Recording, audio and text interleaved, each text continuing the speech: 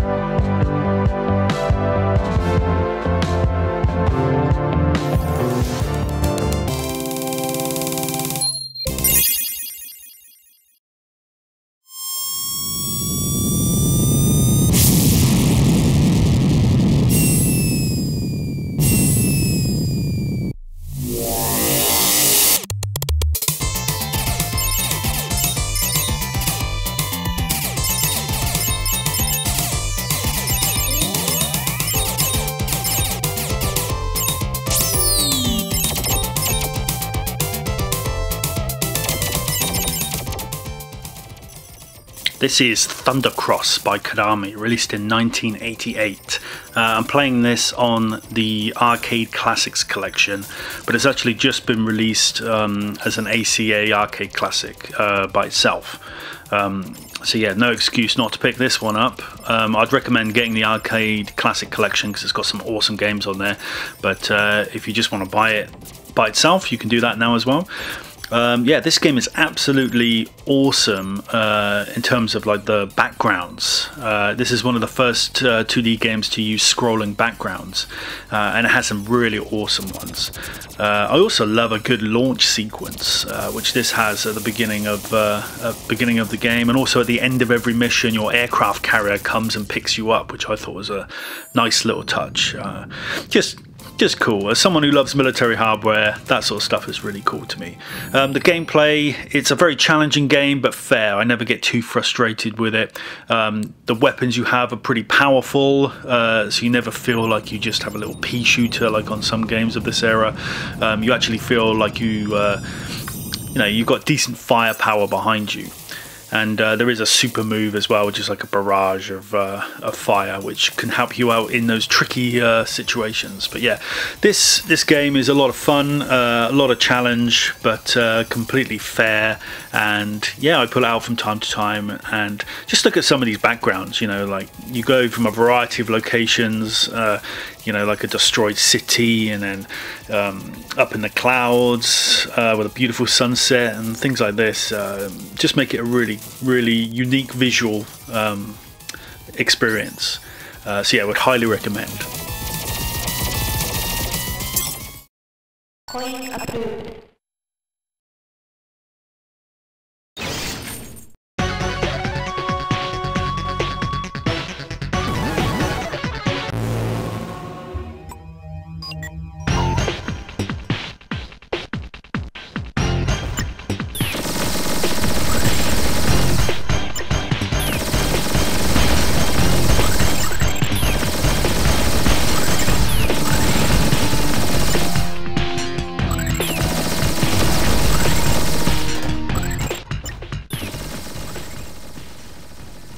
Zero Gunner 2 by Psycho, released in 2001, originally for the Dreamcast. That's how I played this originally, and I was blown away by this game. The visuals, to me, I mean, they're on par with like PS3 stuff, I would say. But yeah, this luckily was ported to the Switch, and as soon as I found that out, I got it immediately. This one is worth noting because you're in a helicopter and you can kind of turn on an axis 360 degrees in any direction, and you'll have enemies coming from all corners of the screen, so you're going to have to master switching your position to fire in the right direction to destroy the enemies. It's a really cool dynamic that makes this one a little bit different than your usual shmup. Takes a little bit of getting used to, but yeah, really good. It's a really fluid game, runs really smoothly, the visuals are very sharp and colourful.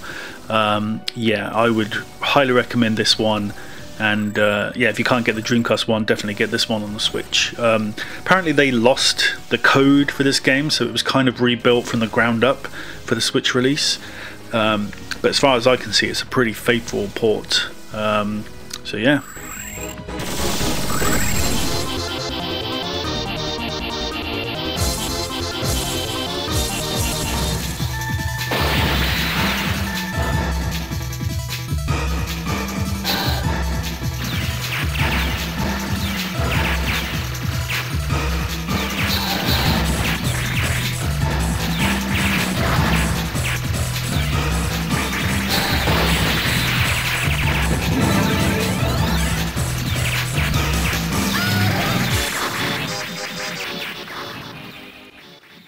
If you're feeling nostalgic for 90s dance music, then this is the game for you.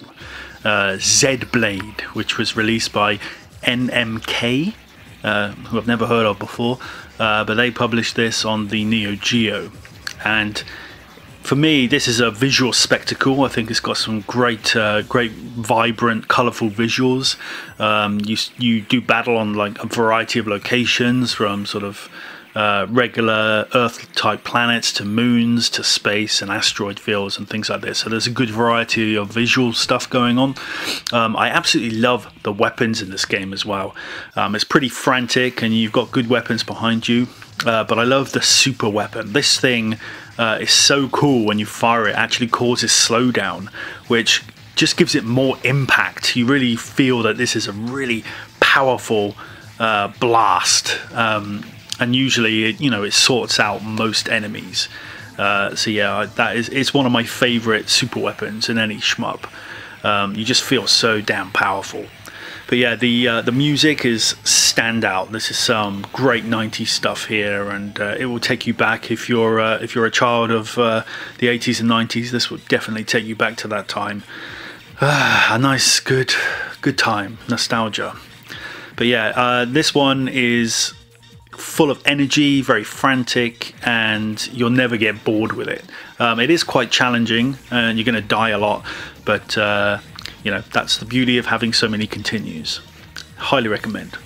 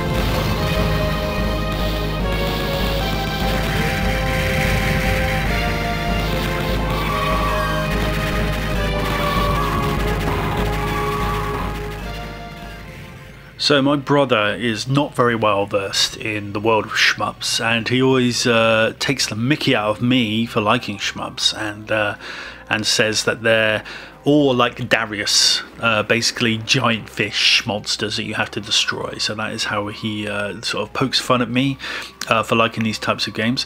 So this one is for my brother, to show him that not all shmups have giant fish monsters in them. This one has giant dinosaurs that you have to kill. And I kind of feel a little bit guilty because you take out a lot of dinosaurs in this game.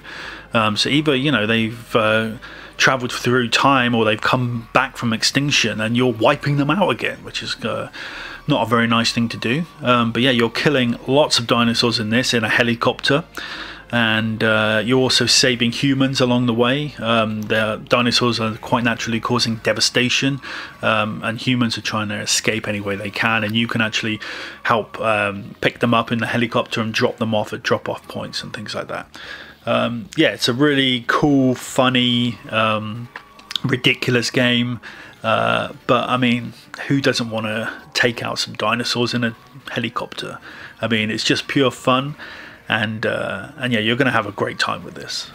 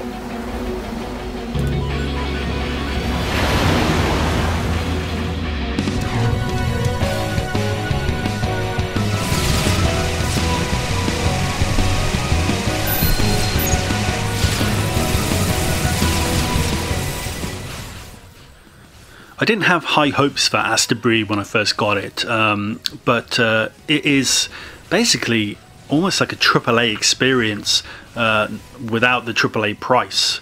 There's a huge visual spectacle in this game, and you'll be flying, you know, fast-paced through cities on a planet, into space, taking out enemy fleets. Yeah, all kinds of stuff going on, and it's just like almost like a Call of Duty style barrage of stuff going on, visual spectacle, which is great, and gives the game this huge epic scope, which I love. There is a story, but there's so much chatter going on while you're trying to play the game. To be honest, quite often I switch this off or I tune out, because it's just...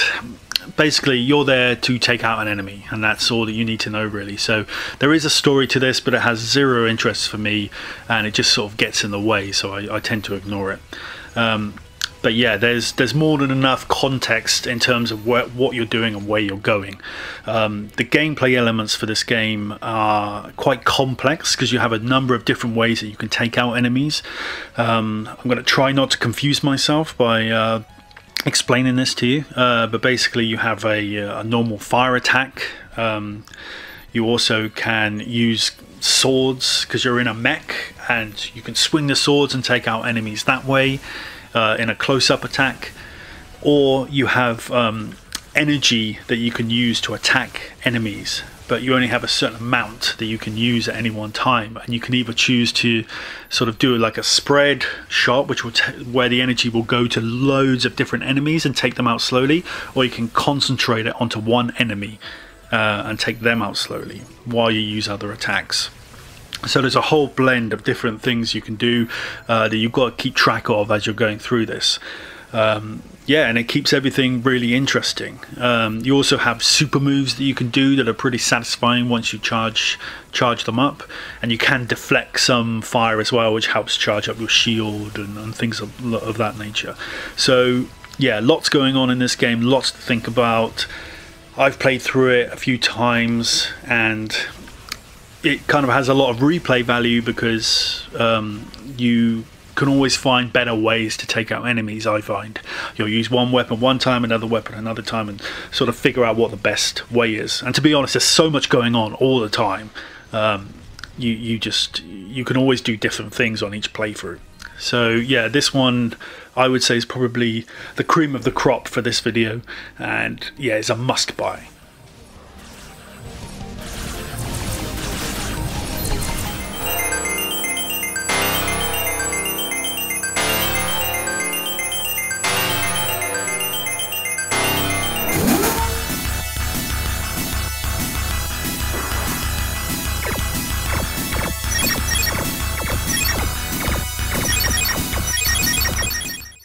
Image Fight is an awesome shmup that takes advantage of the flip grip, which is something I mentioned in the previous part 1 video, which allows you to play the Switch portably in a vertical way, taking full advantage of the Switch screen. And this game really benefits from that. One of the things I absolutely love about this game is how detailed and vivid the sprites are of the ships and the backgrounds and everything like that. It's very challenging, but yeah, once you get enough power-ups, things become a bit easier. But yeah, getting those power-ups can be very challenging, and if you find yourself without them, things get pretty tough pretty quickly. So yeah, this is one I keep coming back to. I don't get very far in it because it is very challenging, but visually absolutely stunning, and I love playing it in vertical mode, and for that reason I would definitely recommend it as a shmup for the Switch.